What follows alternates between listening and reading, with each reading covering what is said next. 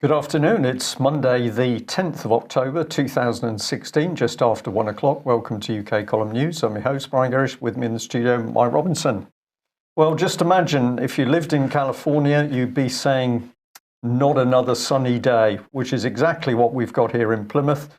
Blue sky, sunshine, really quite lovely, but a mixed bag across the country, which is, of course, why we like talking about the weather so much. So we've got rain in Norfolk and Lincoln. We've got gloom in Rugby. London is overcast, but Pembrokeshire and indeed Holland have got some sunshine as well. So there we are.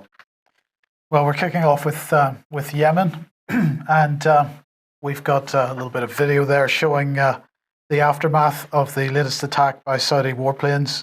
140 people killed. This time they decided they would target a funeral, Brian. Really pleasant of them. This was the funeral of the father of the Interior Ministry of the interim Yemeni government. So this is the aftermath of that. As I say, 140 people killed. But it's quite fine because Tobias Ellwood, the Minister for the Middle East, well, he said, we urge all sides to recommit to political talks and to implement a cessation of hostilities. He said he was deeply concerned by the reports of an airstrike hitting a funeral hall in the Yemeni capital, Sana'a, yesterday. The scenes from the site are shocking. He said there can be no military solution to this conflict. We urge all sides to recommit to political talks and implement a cessation of hostilities. So no military solution to this conflict, but in the meantime, Saudi Arabia remains a valued customer, Brian, for British arms and munitions.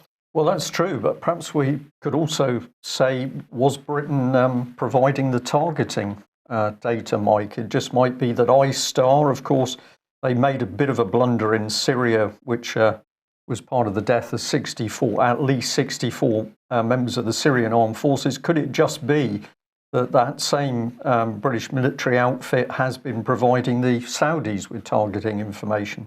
And this, of course, is one of the things that we don't actually know at the moment. Britain doesn't formally go to war. We simply have politicians telling the military what the next target is. So there's some really serious questions here. I'm being what's the word? I'm being darkly sarcastic in answering that question. But the real thing is that it's quite possible that indeed British military intelligence has been providing the targeting. Right. Well, we reported back in August that Tobias Ellwood had been meeting with John Kerry and the Saudi royalty to discuss Yemen and prospects for the British arms trade while the conflict continues. But let's just give a little bit of sort of context to this, because back in February, when Philip Hammond was Foreign Secretary, he's now Chancellor of the Exchequer, of course. When he was Foreign Secretary back in February, he said. He made a very conclusive statement. He said, we have assessed, this is the Foreign Office, we have assessed that there has not been a breach of international humanitarian law by the Saudi-led coalition at that stage. But unfortunately, he had to retract that statement, or at least change it slightly, because in July, the Foreign Office said, we have not assessed that there has been a breach of international humanitarian law by the Saudi-led coalition. So that's quite a different state of affairs. One is a definitive statement that the Saudis have not breached humanitarian law, and the other saying, well, we haven't actually made any kind of assessment. But it didn't end there, because in June this year, Philip Hammond said the MOD assessment is that the Saudi-led coalition is not targeting civilians. And also in July, then they had to retract that as well, and they said the MOD has not assessed that the Saudi-led coalition is targeting civilians. So in both cases, it went from a definitive statement that the Saudis were not doing anything wrong to having to change that to be, well, actually, we haven't done the assessment at all. So that gives the plausible deniability, as I think it's called there. But the essence is that either our politicians are grossly ill-informed, or else they're just prepared to lie point blank to the British public. Actually, I believe it's the latter, Mike. But we get the idea. Well, here's what they said then. The Foreign Office said, we regularly encourage Saudi Arabia to investigate any allegations of breaches of international humanitarian law which are attributed to them, and for their investigations to be thorough and conclusive. Saudi Arabia has publicly stated that it is investigating reports of alleged violations and that any lessons learned will be acted upon. We continue to believe that they have the best insight into their own military procedures, allowing them to understand what went wrong and apply the lessons learned in the best possible way if required. This is the standard we set ourselves and our allies. For example, when allegations have been made against us in Afghanistan and Iraq, we have investigated these claims ourselves. We did not expect other states to do this and form judgments on our behalf. So there you go, Brian. Because we do it, it's quite all right for the rest of the world to do it too. The arrogance is unbelievable, isn't it? We make the mistakes, we kill the civilians, then the British government's going to investigate itself, and we're going to find that we did nothing wrong, and that's what we learn, and then we carry on with the same procedure. Chilcot being the best example of the lot, but we'll say again, of course, Britain involved in the deaths of those Syrian army troops. As a result, it would appear of a targeting mistake, but I believe they've already had an investigation into the military side controlling the drones, and they say, well, of course, nothing went wrong. So we just killed people on the decision of politicians, no debate in Westminster, and then if anybody points a finger, the same politicians have an investigation and say, we didn't do anything wrong. But it's all right for us, so it must be all right for our allies as well. So Saudi Arabia can just go ahead and investigate themselves. Indeed. Right. So, and let's not forget that a couple of weeks ago, the leaked report, was the beginning of September, the leaked report from the Committee on Arms Exports Controls. This is 16 MPs made up from 4 different parties. And they said the weight of evidence of violations of international humanitarian law by the Saudi-led coalition is now so great that it is very difficult to continue to support Saudi Arabia. It doesn't matter, though, because the government signed off £3.3 billion of arms exports to Saudi Arabia, and that includes £2.2 billion worth of ML10 licenses, which is drones, helicopters, other aircraft like that. Well, discussions, as was reported just a day or two ago, discussions between BAE Systems, the UK government and Saudi Arabia are progressing. We're working to define the scope and terms of the next 5 years Saudi-British Defence Cooperation Programme, bearing in mind the atrocities that Saudi Arabia has committed in Yemen over the last year or two, and the fact that, you know, the British government has taken this arrogant stance on it and said we don't really care. I don't see that this latest atrocity at attacking a funeral is going to make any difference to this Saudi-British Defence Cooperation Programme. None at all, because it's just big money, and of course, just like David Cameron disappeared out to Egypt immediately after the troubles out there, complete with the arms team for sales, and then we've just had Prince Charles, of course, also going over to visit the Saudis as part of a warm-up for more arms deals. And just as an aside, I understand that Prince Charles will be taking a major part in the development of the new town just outside of Plymouth, and that he's received some £34 million of government money in order to take a lead in that development. So it seems to be finely balanced. Mike at home, he's there as the caring prince, helping to build new towns. It'll be Poundbury Mark II, no doubt. And overseas, we'll be pounding the people we don't like.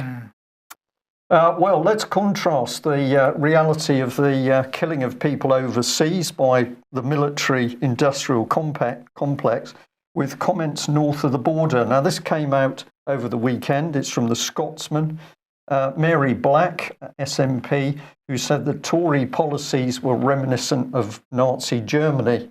Now, whilst we might agree with that in the first instance, the key thing was in the comments underneath, because one of the people who'd commented on this article was pointing out that, of course, it was the very same SNP which was actually proposing to set up a Quisling government with the Nazis should they succeed in invading during the Second World War. So we're going to stick with that because we understand that there's quite a lot of information around the somewhat murky background of the SNP, but it's pretty classic to see this sheer hypocrisy from what appears to be a fiefdom dictatorship north of the border. Lost for words, Mike, I think, on that one. Now, we have started off, of course, with the death of people overseas as a result of British political policy. We've just given that snapshot of perhaps what's happening north of the border. But what we're seeing in the country altogether, of course, is people's minds being taken off the serious topics into a variety of sidelines. And this was flagged up again over the weekend by several people. Now, it's going back a few months, but we just wanted to say, let's really think about this. The story was that the Mayor of London had agreed that the little symbols in traffic crossings could be made LGBT friendly. So instead of having the little crossing man, they were going to show specialised images. So this was the comment in the Sky report. Lights at Trafalgar Square's pedestrian crossings are set to permanently change to display a range of gay and transgender symbols instead of the traditional green man. And that's just one of the symbols that they were going to, that they were actually putting up. But of course, what we're looking at here is subliminal reframing of people. This is drifting this stuff into the subconscious. And of course, a particular target of this will be children. So make of that what you will. But while the deaths are mounting up overseas, what are we supposed to be doing at home? Largely bread and circuses. But there's some other rather unpleasant stuff coming to the surface. This has been reported quite widely across the press and media, but clowns have been popping up on the streets, clearly terrorising people. Adults have said that when these clowns appeared, for example, peering in their car windows or draped across the body of the car or in subways during the night or early hours of the morning, as adults they were frightened. So what the effect was on children will be very interesting to know. But this is the significant factor. These sightings have been popping up all over the country. Manchester, County Durham, Plymouth's even had them. Newcastle, Liverpool, Dundee, Sheffield, Leeds, Essex, Carnarvon. And a phenomena has also appeared, similar phenomena in the States. I've just put here, motorists frightened, a man and children were terrified who came across these individuals.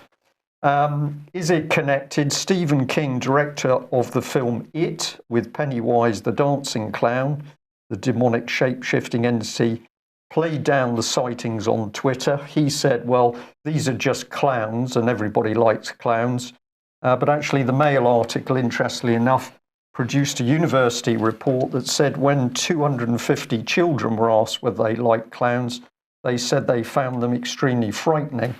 And the paper also pointed out that Warner Brothers just happened to be producing a new film version of the film It. So something very sinister here.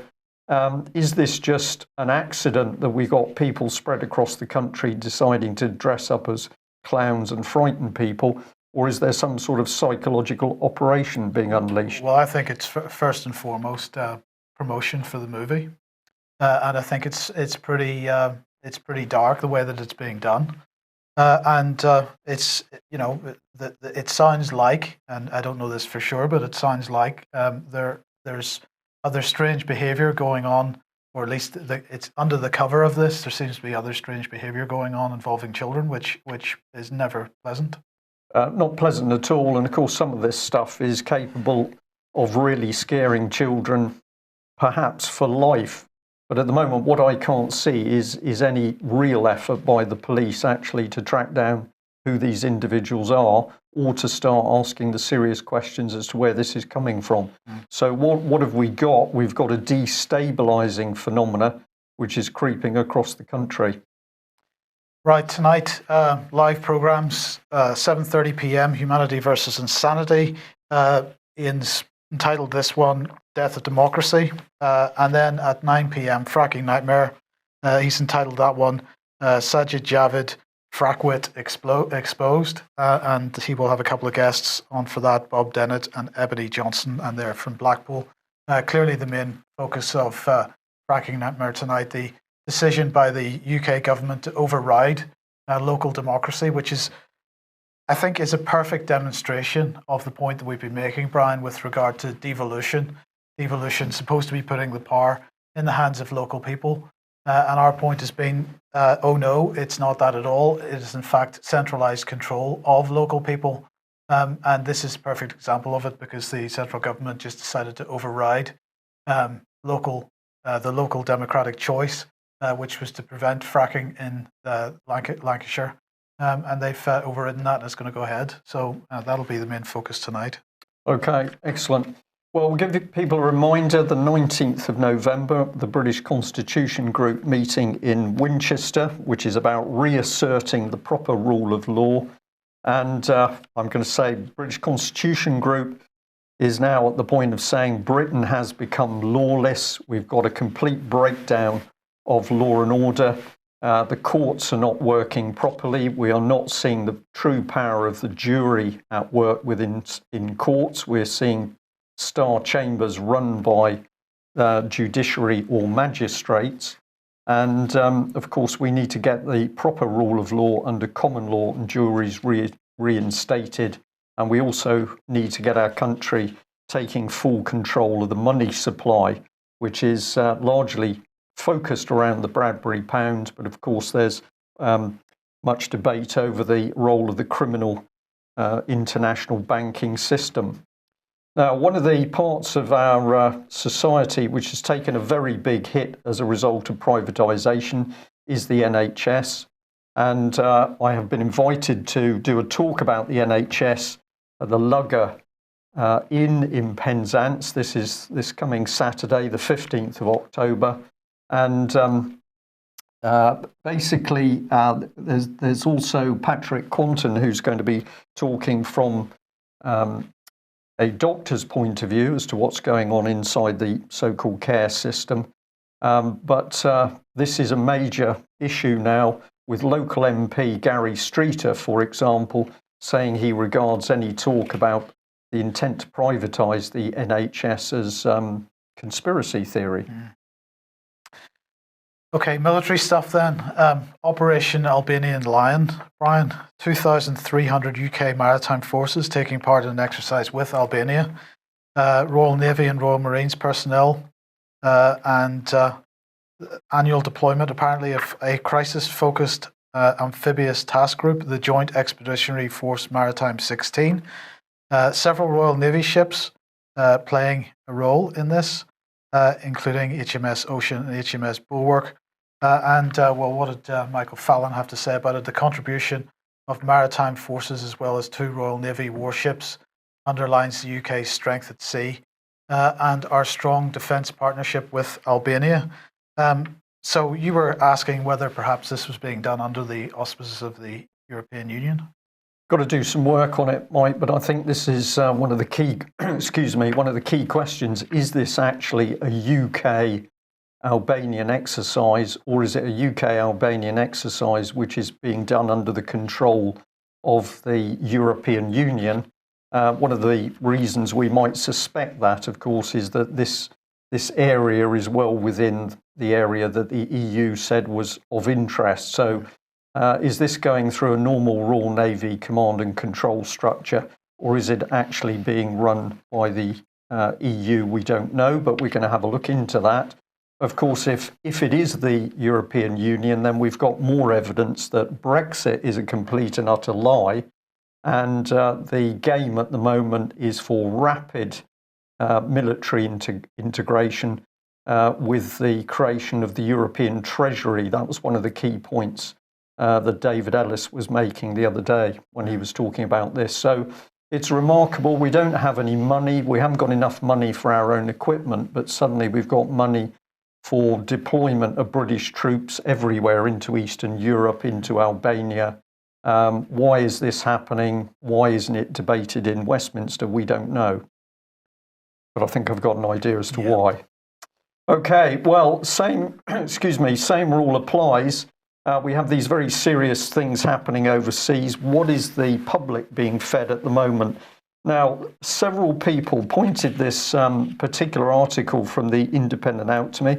This is not new. This is going back quite a while, but for whatever reason it was picked up, and I decided to follow this story through. So here is The Independent, and the headline is "The Diary of a Teenage Girl." Star Belle Powley, and she says, "We're not promoting underage sex in the film." Well, the film was in The Independent because basically the filmmakers were saying it's grossly unfair, but the board of censors have said they're going to put an 18 rating on this film, although similar films, The Fish Tank and The Reader, similar storylines of underage sex, were both given a 15 rating. So let's think what The Independent's doing here. It's promoting a film which is about underage sex, and then it's strongly putting across the idea that an 18 rating is unfair and we should reduce it to the age that young teenagers can see it, which gives a double advantage if you are promoting underage sex. So this is part of the comment by the directors. Now, the article makes bigger the fact that this film was put together by female directors and filmmakers, and they were upset that an all-male panel of censors said it'd got to have an 18 certificate. But Marielle Heller here says the media has endlessly told teenage girls that boys are the only ones who are going to want sex. Girls are going to be the ones that don't want it. Nobody tells a girl what it's like if you want to have sex. So this is promotion of sex in young teenagers, particularly young girls, and that's from director of Caviar Films. Now, Caviar Films only gets one mention in the whole of the article, so we decided to go and have a look at them. And as always, we encourage our readers and our viewers and listeners to go and have a look yourself. Because if you go and look at the sort of films they're producing, you very quickly find yet more films promoting underage sex. So we've got the film Beau here from Caviar Films, all about a 15-year-old girl entering prostitution. And the film clips are pretty graphic, not only from a sexual point of view, but very dark, depressing material all around a 15-year-old girl. This is another one, Nymphomaniac, Caviar Films, woman's erotic journey from birth to age 50. So there's no mistaking the type of material that's being pushed. And of course, The Independent didn't bother to do any analysis on what type of film company would want to put this material through. But the story gets better because let's bring in this lady, Phoebe Gluckner. And she was the original author of the novel Diary of a Teenage Girl. So this is the book that's been used to produce the film. And if we go and have a look at her, she specializes in being a medical illustrator and fiction publisher. She illustrated the Atrocity exhibition, where she used clinical images of internal anatomy together with sex and physical trauma in what was described as an ambiguous and evocative combination. So this is very, very dark material, and of course it's all around teenage sex. Her book, A Child's Life and Other Stories, was described by the mayor of Stockton, California, as a how-to book for paedophiles. And of course The Independent here is simply drifting in a drive for the normalisation of underage sex, which is child abuse. Well, by an amazing coincidence, we were sent several pieces of information, and one of which was this from the Mail.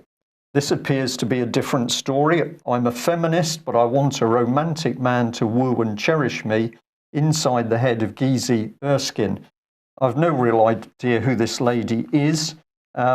But what I've seen so far, I don't get a particularly nice feeling about her. So let's have a look at what she says in this article.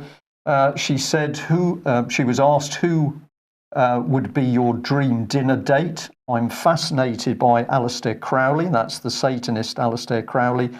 I'm fascinated by Crowley, the occult, sociopath's hedonism. The Bacchanalian attitude he had is how I look at the world. Well, that was near the start, but this is the bit that particularly interested me, because when she was asked the last film she'd seen, she said Teenage Diaries, about a girl groomed by her stepdad. It paints a horrific subject in a very different light. So here we've got the actual information that basically, so I'll bring it up on the top of the screen, it should come up for me now. She knows exactly what the film is about. It's about grooming an underage girl for sex. So the Mail is reporting the truth, but the Independent is hiding it. And what I've done there is highlighted in the photograph that this lovely lady seems to be tattooing a piece of meat. And in the back, tucked behind her mirror, is a nice little picture of Satan. So I'm not sure what the Daily Mail is up to here, Mike, but it seems that we've got another article where promotion of child abuse has drifted in by the mainstream media. And we better stay on the Daily Mail because it gets easier and easier to see what's going on. Here's the Mail article.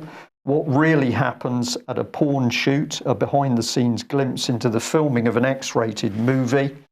And this is by journalist Gareth May from Metro.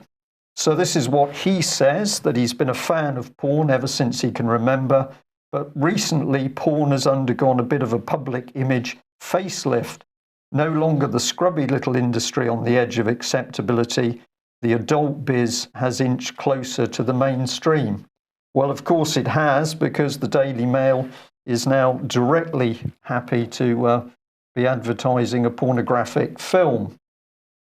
This was one of his other comments in that article. He said, I wouldn't be told where I was going. All I was allowed to do was get in the car with Santos, heading into the countryside, and hope that I wasn't going to be dragged into the bushes and murdered. This is what happens to perverts when they acquire about visiting porn sets. Now, this is a pretty interesting statement because it starts to give you an idea in what this stuff is really about. But let's remember that this whole article promoting a pornographic film is on the Daily Mail's website, totally accessible to children, Mike. So what were the sorts of comments? Well, I'm pleased to say that if you had a look at some of the public comments, there were a lot of them that were of this ilk, which is, this is pathetic. Of course it's pathetic. It's the Mail Online, for goodness sake. So we can say that the public are seeing through this, but of course it's not so much pathetic as a calculated attack on the public mind, and children in particular. So we better reinforce that by bringing up Little John. Here he is. A number of people watching this man very carefully because he has constantly been demeaning investigations into child abuse. And I'd like to thank the lady who pointed this out to us. So this is from his page. I think it was August this year. It says, a Russian woman has complained to the police that she was raped by a Pokemon Go character. It's a little bit in line with your comments earlier, Mike, when we were talking about the clowns.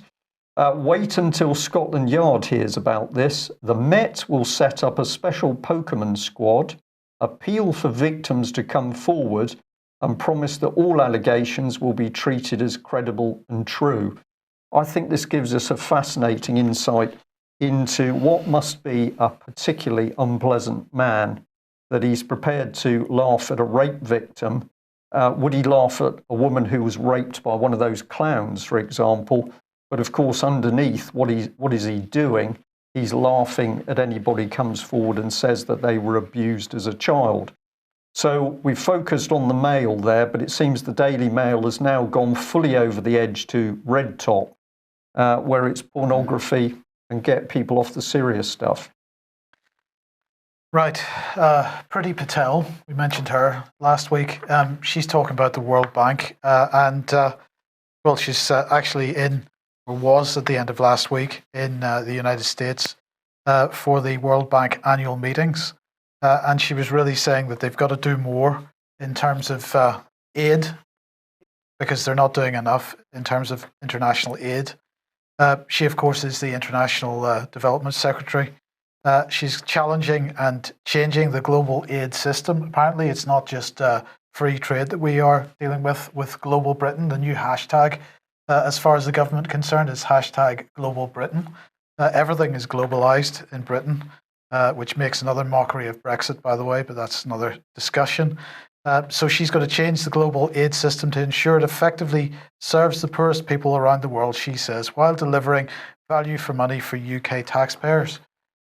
So the World Bank, she said, has the reach and expertise to boost developing economies, but it must work harder and smarter to help end aid dependency, and achieve maximum impact for UK taxpayers. And of course, what she's talking about this money being pushed into the NGO sector right across the world. Now, so this is probably a Soros initiative, do you think, Mike? Well, I think Soros is part of this, but this is certainly part of British foreign policy, that huge amounts of money should be going into NGOs. White helmets being just one example of that, but we see the activities of various politically controlled and weaponized NGOs right around the world. And really what she's saying is that national aid budgets are not sufficient to achieve the change agenda that she wants to see. So she wants the World Bank and the IMF to start pushing in that direction as well. Yeah. Now, Royal Bank of Scotland. Here we go. Nice organisation. Now, in mid-September, we highlighted this article, Companies Hurt by RBS Pursue the Regulator.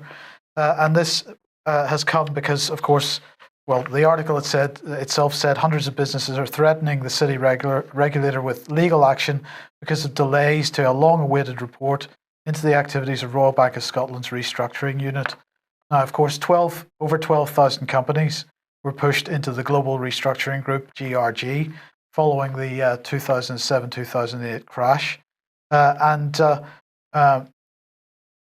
What the article was pointing out was that between 2007 and 2012, the value of loans that were taken on by GRG from the main RBS bank increased to £65 billion. The Financial Conduct Authority was supposed to be running an investigation into this. It's been going on for a long time, and the companies that they employed to do this investigation actually reported about 2 years ago on it, but they're holding it back. It's like Chilcot, really, in many ways. Today, what was interesting is that BuzzFeed News managed to get a package from a whistleblower full of documents and emails on this issue, and they've entitled it "The Dash for Cash" because it was described by the RBS whistleblower as the project Dash for Cash. So let's have a look at some of the things that they were saying. RBS managers encouraged employees to hunt for ways to boost their bonuses by forcing customers into loan restructuring in order to extract heavy fees as part of a profit nicknamed Project Dash for Cash. Firms that had never missed a loan payment were pushed into GRG under the bank's secret policies for reasons that had nothing to do with financial distress, including for telling RBS they wanted to leave the bank, falling out with managers, or threatening to sue over mistreatment. Once in GRG, firms were hit with crippling fees, fines, and interest rate hikes that could run into seven figures, helping to net the restructuring unit a profit of more than £1 billion in a single year, and that was in 2011. Contrary to claims by the bank, there were no Chinese walls between GRG and West registered bosses who sat together on both the controlling committees that held sway over which businesses were transferred into the restructuring unit, and the property acquisition committee that signed off the bank's bids for distressed assets. Auditors repeatedly warned about perceived conflicts of interest in GRG. Auditors, by the way, also repeatedly warned about the potential impact on RBS's long-term at least the public perception of RBS as a bank. Goes on to say the property division, which amassed assets worth £3.3 billion during the crisis, was passed information that was not available to other bidders when it wanted to acquire properties from businesses in GRG. In contrast to what RBS executives told Parliament, properties could be sold to West Register without being advertised on the open market. And finally, staff were told to conceal conflicts of interest from customers when demanding cheap shares in their businesses or stakes in their properties. So this is all about asset stripping. And of course, this was all dealt with a number of years ago by the Tomlinson report. And nothing seems to have moved on from this. Now, we have an episode of Inside Vox. It's available on the UK column membership website at the moment, with an interview that you did a couple of months ago with Colm Canning. We showed it on the live stream a couple of weeks ago, but if you haven't had a chance to see it yet, please watch it, because Colm, of course, was a senior manager at Ulster Bank, which is a subsidiary of RBS. He left Ulster Bank because he basically refused to carry out this type of asset stripping that the bank was demanding of him. And in that interview, he describes exactly the types of things that had been discussed in the leaks on BuzzFeed News. Go and have a look at the BuzzFeed News website for that report. Go and have a look at the Inside Vox episode with Colm Canning, because unless there's public pressure on RBS and on the government in particular and the Financial Conduct Authority, this issue is not going to move ahead. People lost their businesses, people lost their homes, their marriages as a result of what happened with RBS. It's all going to happen again, as we'll come on to in a second, unless people sort of demand some proper action on it. And we can say well done, of course, to Colm Canning here, because this is exactly the sort of individual that's needed inside the system, people who are prepared to blow the whistle and to get the truth out about what's really going on. What has happened to him since he's done that, of course, is the first important thing is no action whatsoever by the police to investigate and start to bring what is fraud and corruption to a halt. And similarly, the court system simply not interested. Why is that? Well, it is, of course, because senior police officers and the court system itself, both those organisations, the police and the courts, are involved in the ring of corruption. And I think we're going to be getting more information on this, particularly from Northern Ireland. I heard a rumour Colm might be speaking at the BCG conference. Is that Indeed, correct? he is, yeah. Excellent. So Colm Canning will be speaking, as Mike's reminded me, at the British Constitution Group conference on the 19th of November. So that is another one of the excellent speakers that we hope you'll come and hear. Well, pretty much since the 2007-2008 crash, we have been warning that was only going to be the sort of pre-shock. And while the shenanigans of the various central banks have managed to, at least on the surface, kept the financial system afloat over the last few years, finally, mainstream media actually starting to talk about this financial crash 2016. This is from the Daily Star. Economic meltdown imminent, and British taxpayers could foot the bill. Another punishing financial crisis worse than 2008 is looming, and hard-up British taxpayers could be forced to foot the bill, financial experts have warned. And if they go on to discuss Deutsche Bank. Last month, Deutsche Bank was teetering on the brink of collapse after shares plunged to a 30-year low. Economic experts believe the German mega bank will bounce back despite slashing 1,000 jobs over worries about its financial situation, but the consequences of the bank folding could be disastrous, experts believe, heralding the downfall of the global banking system as we know it. Well, of course, it can't stay up based on what the policies that they have implemented over the last few years. Whether it happens before Christmas or not is a big question, but there is no question we are going to see a Lehman's type event. Something is going to trigger. Deutsche Bank may well be the trigger for it. And the Financial Times really hinting about how desperate they are to keep Deutsche Bank afloat and sort of hide the difficulties that it's in. This is the FT today pointing out that Deutsche Bank was given special treatment in the European Union's bank stress tests. And what they're saying is that, of course, Deutsche Bank's still facing a fine of up to $14 billion in the United States. But the FT learned that the stress test result was boosted by a special concession where basically they put $4 billion of proceeds on their books for a trade, selling a stake in a Chinese financial organization called I can't even pronounce it, so we'll just move on. It's Chinese. It's Chinese, yeah. And that deal has not been done still, even though we're now almost 2 years since those stress tests were done. But they were allowed to put that $4 billion on their books. And so they got special treatment in that respect. The sale was agreed in December 2015, but in fact, all that they have said is that it's likely to be closed by 2016. In the meantime, there's been delay after delay, and it actually doesn't look like it's going to happen. So Deutsche Bank, actually, their balance sheet in significantly worse condition than was popularly recognised, and the EU giving them special dispensation to effectively lie. Special dispensation means fiddling the books, permission to fiddle the books in order to commit fraud as part of international corruption in the banking industry. Indeed. But we don't want anybody being arrested for that. We certainly don't want anybody going to prison. It's a fine which doesn't really hurt anybody concerned, I believe. So that's how we've just described the system. We're now chuckling because we don't know what else to say. It is getting increasingly obvious that we've got major collapse on its way. We've got a complete and utter breakdown of law and order inside UK. We've got British politicians who think they can simply walk on a world stage, creating wars and violence wherever they choose. It's up to us whether this continues, or the wider British public saying, no, we're not having it. We need to get the true rule of law reinstated, reasserted.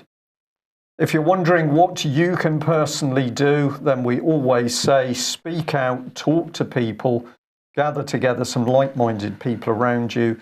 It's building up networks of information where the truth is spreading is the important thing. And we're delighted to say that the networks that have been around the British Constitution Group are not only coming back to life, but expanding. We need to get the truth out there, and every little bit that you can do ultimately makes a big difference. So if you haven't got the 19th of November booked, please get that in your diary. And remember, of course, the tickets are cheaper if you buy them up front via the website. That's it for today. We will be back at the same time tomorrow. Bye-bye. Bye-bye.